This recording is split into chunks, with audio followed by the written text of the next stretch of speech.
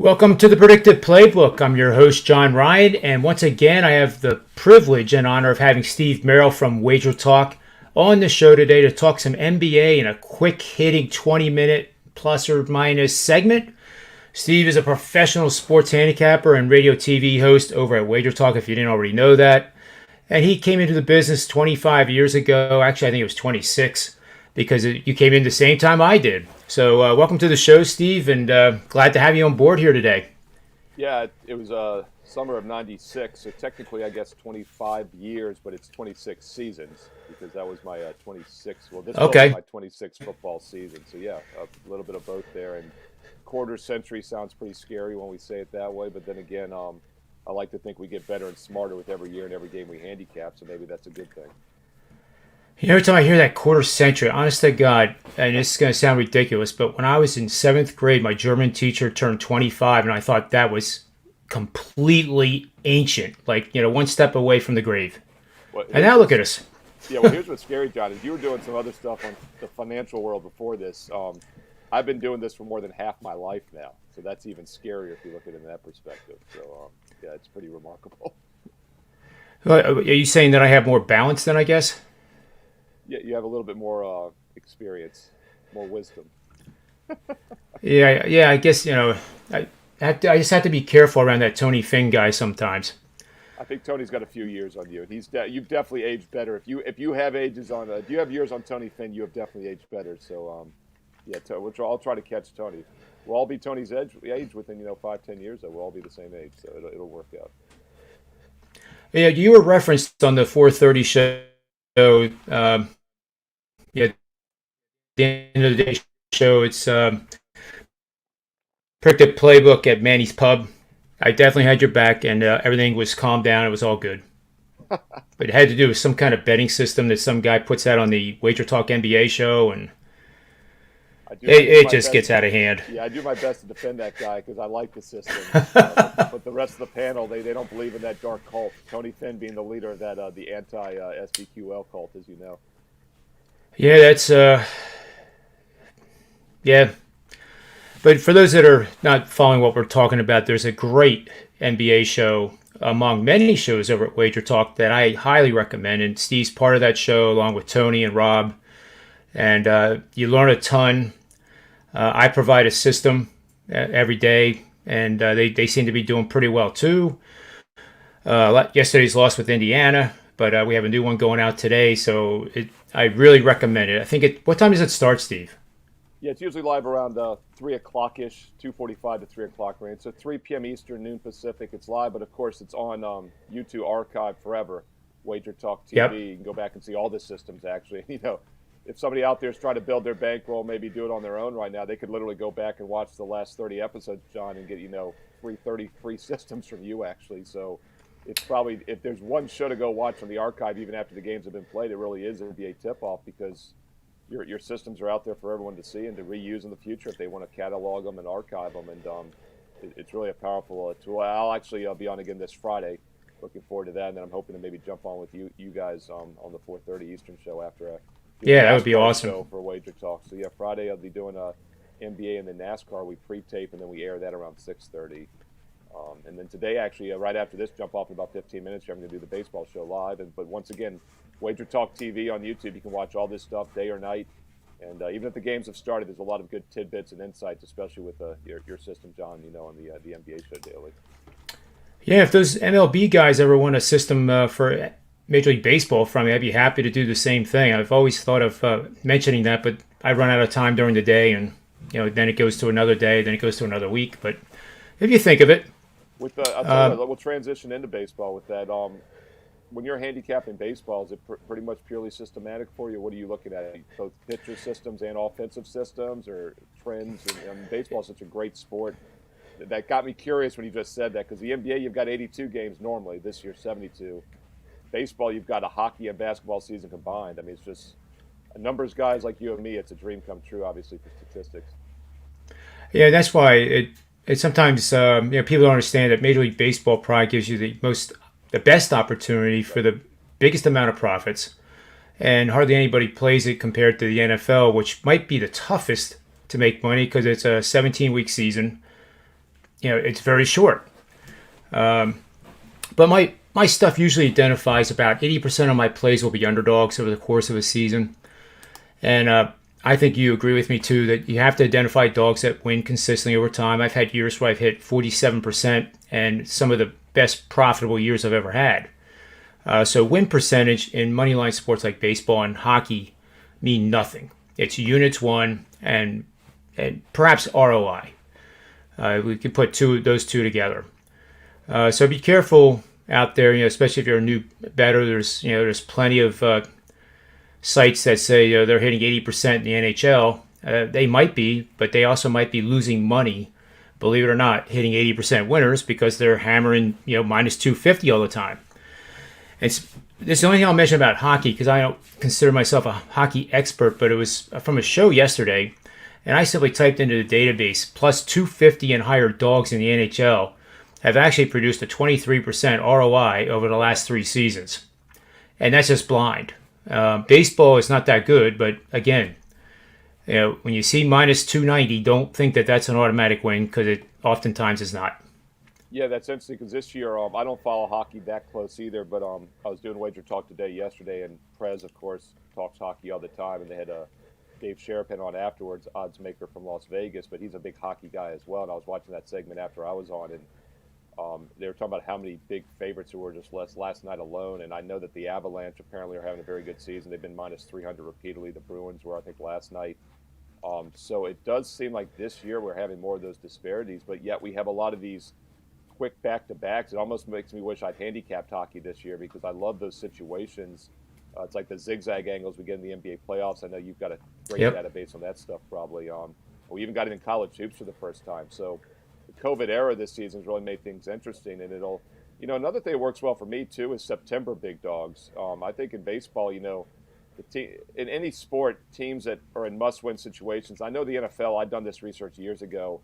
If you blindly take must-win teams in the NFL, like the last couple of weeks against teams that are out of the playoffs, those out of the playoff teams hit sometimes up to about 60% against the spread, and it makes sense because you're getting extra points. It's the same reason that Fade the Public video I did on WagerTalk TV this year went 31-7 the last half of the season, and half of those games actually the team still won but failed to cover, which is very unusual in the NFL. It's usually not a 50% rate; it's about a 18% rate where a team would win but not cover. So it just shows it's about line value. All this stuff, bottom line, is about line value. And at some point, you do start getting value with ugly underdogs. The problem with baseball, though, is in the NFL, you're getting an extra point or two, and that can make a huge difference, especially on key numbers. That can be a 5-10% edge. Baseball, if you're taking a plus 250 dog, the favorite, even at the best books, is like minus 300. So you're dealing with a 50-cent line versus a 20-cent line, or actually normally a 10-cent line in baseball. So that's something else to keep in mind with the big dogs is you're getting worse odds just automatically, even if the public is heavy on the favorite. And the other problem too is the public doesn't necessarily play minus 300 favorites, so you're not getting inflated lines from the public being on the other side. You're getting a 50-cent spread versus a 10-cent spread. So that's why it is hard even to make money, I think, long term with these baseball underdogs. But that's an interesting angle about hockey. I'm surprised that it hits at that kind of a rate. It'll be interesting to see if that continues though. I was surprised too. But I mean, the straight up record is horrible. It's like 32%. But it makes sense because if you play a minus 300 favorite and you lose, for those that don't know, you have to win 3 in a row to break even if you keep your unit as one unit. And the biggest mistake you can make is losing a game like that and then all of a sudden going from 1 unit to 3 units as your average bet to try to win it back. And that, you might do it once. And take our word for it, you might do it once. And that, too, is dangerous because then you think, oh, well, this is easy. And that's where, the betting guys can humble you pretty quick. It's like golf. As soon as you go through a stretch of 3 out of 4 holes, making a birdie, and you start strutting and you think, wow, I got this. This is great. You'll be out of bounds very shortly. So the golf analogy, though, is interesting because, as you know, with golf or any sport, and I've seen studies on this. I think in that scorecasting book, one of the books that came out like 10 years ago, they said that there is no such thing as a hot hand. I think they did analysis of like free throw shooting and that like one make did not correlate to the next one being made. That might be true statistically, but you and I, John, have coached and played enough sports over the years where I just don't buy that. And golf is probably the epitome of that. You get the ips, what do they call it, the ips or whatever, when you start tightening up and Yips. overthinking it. I know you've coached baseball. I coach baseball. Throwing those strikes, you can't tell me those guys don't start aiming the ball when they. And the worst you can do as a pitcher is aim the ball, and it's human nature. And just shooting around as a kid, and even now, you get a hot hand in free throws. You can't tell me that if you're shooting well, that doesn't continue in the short term. So I never bought that statistical study. I thought it was flawed. I think that's an example of the math not matching the real world fundamental stuff, maybe. And and I think baseball's the same way. And these sports, these teams can go on some nasty hot and cold streaks over 162 games. And I think of the Pirates last year. I was doing the baseball show a lot for WagerTalk last summer. I believe the Pirates started 4-17. I remember I was doing the show with Dave Koken a few days in a row, and then they won 3 straight. I think it was the Brewers. They swept them. I think it was on the road, too. 5 out of 10 after going 4-17. So it's like, if you've been playing that damn martingale for the first couple of weeks, you didn't have a bankroll left. But then if you just jumped on them at the right time, you picked up 5-10 units as a good-sized dog. I'm sure you've done some research on that. I'd love to hear your thoughts on that. I mean, it's almost kind of like a trend-following momentum system that I use in the investing world. I really feel like that would correlate to baseball probably fairly well. And I agree. I think that the hot hand definitely exists, especially in golf. When you play baseball and coaching that, there's always that first time, the kids are maybe 16U, 17U, they're going to face a kid that actually throws 90. Right. And it's overwhelming visually. But now with modern baseball, we have machines that can throw 90 miles an hour safely to these kids so they can get used to it and be prepared so when they do see it and they hear the ball going, that it's not intimidating. Same thing with pitching. You could be facing, and the kid's a 3-hitter. He just hit 5 home runs in his last 10 games. But you have to have that mound presence that you're unshakable. Even though inside, it's like that analogy with the duck on the pond. The duck looks very calm on the surface, but underneath, it's grinding and it's moving quick. And that's the beauty of that game of baseball. And you see it at the pro level too. They're human beings just like us. But I definitely think in golf, the hot hand exists because how can you explain a pro making 5 birdies in a row, or somebody triple bogeying the first hole, like Victor Hovland did at the Masters, which pretty much no Masters champion, not many of them have had a triple bogey in any hole over 72 holes and then won. But he finished pretty well, and he also ripped off, I think, 4 birdies and an eagle. So I definitely agree with you, Steve. I think when you have confidence in any sport, that's when you're at your best. And there's a fine line between confidence and being cocky. Somebody who's cocky thinks that they're better than everybody else, and they get humbled pretty quick. But if you have confidence and you're truly going one shot at a time, one pitch at a time, one bet at a time, then you're onto something. And that's what makes it fun. And I think the problem with these studies is that you could look at the statistical chances of a guy having 5 straight birdies, and it's going to probably maybe coincide to what's happened over the last 30 years in all PGA Tour events, Yet you can't tell me that that's still not correlated. And I think at that point it's mental. These guys have the muscle memory, which we can't relate to. So maybe it isn't correlated. Maybe these guys really, it's just muscle memory. Like I know as an amateur in any sport, shooting a shot, hitting a golf ball, like I definitely can overthink it, but I don't have that professional level muscle memory ingrained either to overcome it. But I still think the mental stuff is just not taken into account in those studies. And I just have played enough sports and coached enough sports where I've seen it, and maybe not at the professional level, so maybe I'm wrong. But yeah, so that's interesting. I think you're right. I think golf would be the epitome. I'll tell you, here's what I want to point. I got the baseball standings up here for this season, and this is just incredible. Right now, if you look at the American League, Texas Rangers, by the way, last year, the Pirates were considered the worst team, but the Rangers actually had the worst run differential in baseball last year. So you could say they were technically the worst team statistically. If you take the Rangers out of the equation, every team in the American League is 5-6 or better except for the A's, who won their division. They're 5-7. Rangers are 4-7. But if you take the Rangers out, they're still 4-7, are respectable for the worst team. A's are 5-7, and they had to play the Astros and the Dodgers for 7 of those 12 games already, and they won the division last year. Every other team, though, is 5-6 or better. It's insane, like the parity here. You look at the National League right now. The Nationals are the only 2-win team in baseball. They won the World Series 2 years ago. They're 2-6. Rockies 3-8, who are supposed to be the second worst team in the NL after the Pirates. Everybody else in the National League has 4 wins or more. Every team in the American League has 5 wins or more, except for Texas, that has 4. Just your thoughts on that. I mean, is this a one-off? Has something changed here? I mean, it's a full season, so it's not like it's a 60-game season or something. Well, to add to it, Oakland has won 4 in a row. So at one point they were 1-7. So 1-7, yeah. Even more to your point. I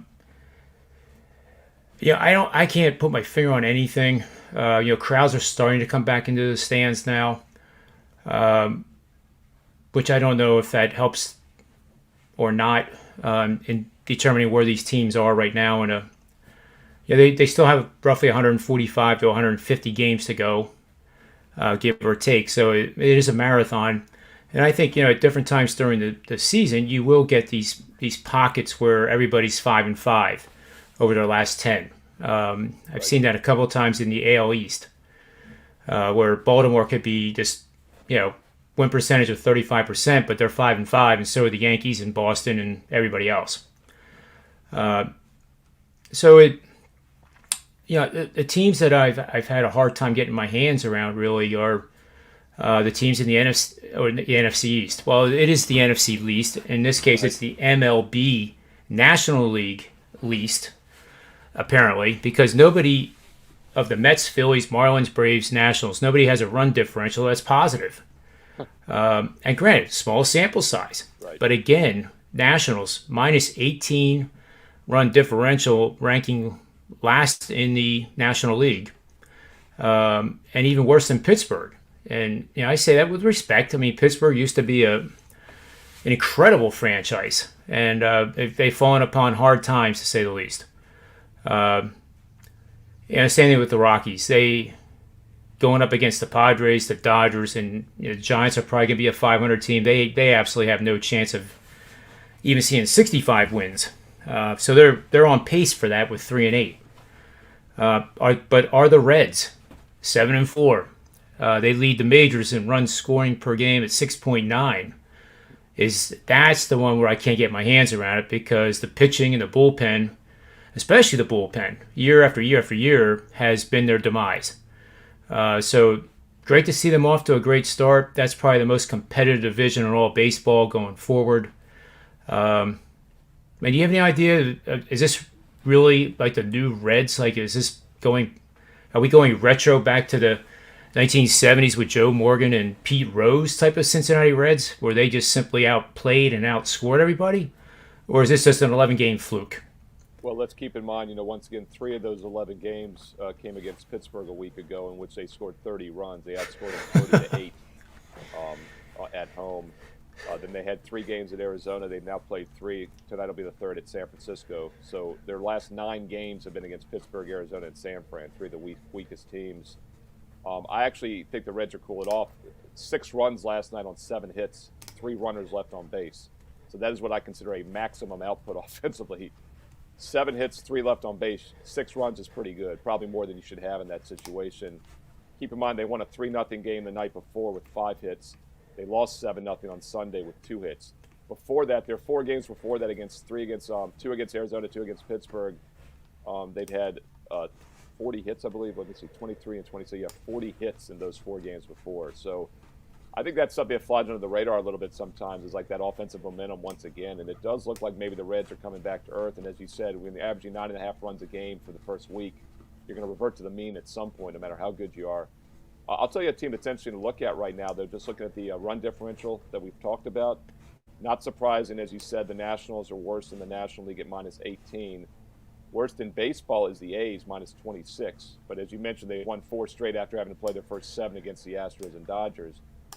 But along with minus 18 with the Nationals for the second worst run differential in baseball is the Tampa Bay Rays, the defending AL champs, at 5-6 in the season.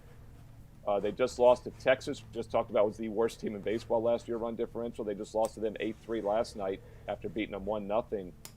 And you look at that terrible run differential, -18. You're like, well, maybe it was a 1 or 2 off blowout. They lost by 5 to Miami in the third game. They lost by 9 at Boston, but then they beat the Yankees by 5. So other than the nine-run loss at Boston, they haven't really been blown out any other games. So, I mean, has Tampa, do you think, really fallen that much? I mean, they're batting like .221 on the season. Keep in mind, they weren't a really powerful offensive team last year. They hit a lot of home runs. They only have 11 home runs in 11 games this year. I think, personally, that's probably the difference. Question is, does that pick up? You know, the A's are the same way. The A's were like that last year. They won a lot of one-run games early in the summer when everything started. Remember all those extra inning walk-off games? They won like 4 in a row in the 9th inning or something at one point. And you live by the 3, you die by the 3 in college hoops. I'm almost thinking that's kind of the modern baseball here. You live by the home run, you die by the home run as well. And these samples can get pretty ugly at times. Yeah, that is interesting. I mean, you know, Tampa Bay Ray fans and the team included are 5-6 with a run differential of -18. You almost have to feel pretty good about that. I mean, it could have been a lot worse. Oh yeah, I mean that's two ways to look at it. Yeah, the expected one loss is 4-7, but that again because we have a small sample. But they could very well be 3-8, like you're saying. Yep. Or do you not feel good about it because they shouldn't be 5-6 and they got bigger problems? See, I almost feel like it's the other way. I think that's the way to look at it. Is they should be 3-8 or 4-7. So yes, you're fortunate you're 5-6, but you still have 151 games to play. That might not be a good barometer there for the defending AL champs. Yeah, and they're kind of a modified Moneyball team like Oakland. Right, exactly. So tying those together made a lot of sense. You know, they have those not starting pitchers, but the oh boy, the name for the pitcher they the middle relievers in the bullpen has been their strength, and that's how Kansas City made that run a few years ago as well. Yeah, it's Moneyball. You're exactly right about that. What are your thoughts? I think, I mean, do you think that it's a time? What system do you think would work if you're a GM nowadays? I mean, Moneyball came in when people weren't doing it, and then you get the group think. We see that in the NBA. We talked about the other week, I believe, when Rob and Tony were on too, about the NBA games being so high scoring. We used the Moneyball analogy during that segment about it's all group think, and it all changed 5 years ago when the Warriors were unbeatable. Now everyone relies on threes and small ball in the NBA. Do you think there's a time to come here where baseball is going to find something different, or do you have any thoughts on that, where you could sneak in with a different concept now and be ahead of the curve? Well, I guess the launch angle, which is a word that I just absolutely hate. Just as a baseball purist, I'm not a purist really, but I coached and was raised in the Charlie Lau era, which was to keep the bat level through the strike zone as long as possible, so that if the guy did throw a changeup, you still had a chance to foul it off or make contact, especially with 2 strikes. 2 strikes, you choke up a little bit, and you just put the ball in play. Whereas now, you can bat .205, hit 40 home runs, and all of a sudden you're making $10 million a year. But the launch angle, if you think about it, when you're swinging uppercut, there's only one place where the ball and the bat can intersect at maximum, what we call, barreling it up. The other way, like the George Brett way, A-Rod, whether you liked him or not, I watched him once in batting practice, and he had the Charlie Lau swing, which was, the signature was the one-handed release. Right. And he went opposite field. Now, granted, this is batting practice, but he went opposite field, right center, left center, right center, left center, for 11 straight home runs. And a couple of them were just monsters. So if you do that in batting practice, I mean, granted, it's batting practice, but the average human being wouldn't be able to hit batting practice. I think eventually the home run stuff is going to end. And there's always going to be the Dave Kingmans of the world, the Mike Schmidts and the Henry Aarons and all those guys from the 90s that are naturally born home run hitters. Right. But to have your leadoff hitter swing in at a 17-degree uppercut, I think it's actually ridiculous. But if I was able to do that and make $10 million a year, I would do it in a heartbeat. Yeah, well, I'm going to jump and do the baseball show, but I'll leave it at this. The other thing I think has changed as well is the way they shift. I mean, the fact that you got a shortstop at second base now, and I know you being in the game for a while, it's got to be, but that just shows that I think there's an opportunity for someone to pop in there and start hitting the ball the other way. And I know statistically they hit the ball 3% down the opposite way, but at some point, why don't you just half swing and get it down that way when they start shifting like this? And it's something that's just insane. But I'll jump on with you Friday. I'm going to go do the MLB show here on WagerTalk TV.